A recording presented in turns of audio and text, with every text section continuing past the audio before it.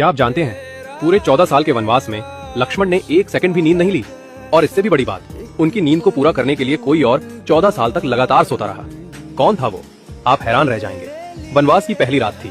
भगवान राम और सीता गहरी नींद में थे, लेकिन लक्ष्मण की आंखें जाग रही थी।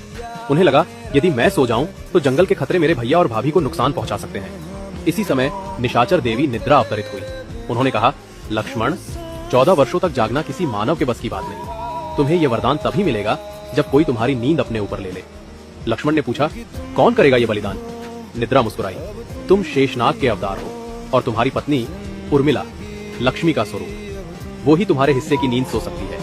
उसी रात उर्मिला सो गई, लेकिन ये नींद सामान्य नहीं थी। ये लक्ष्मण की 14 साल की नींद थी। वे सोती रही और लक्ष्मण रात दर रात राम और सीता की रक्षा करते रहे। वनवास खत्म होने के बाद जब लक्ष्मण अयोध्या लौटे और उर्मिला को देखा, उनकी आंखें भर आई।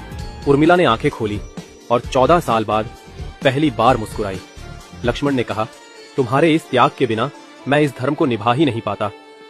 लोग राम सीता के प्रेम को याद रखते हैं, लेकिन बहुत कम लोग जानते हैं कि अयोध्या की सबसे महान प्रेम कहानी लक्ष्मण और उर्मिला की है, जहां एक ने 14 साल तक नींद त्याग दी और दूसरी ने 14 साल सिर्फ अपने पति के धर्म का साथ देने के लिए सोती रही।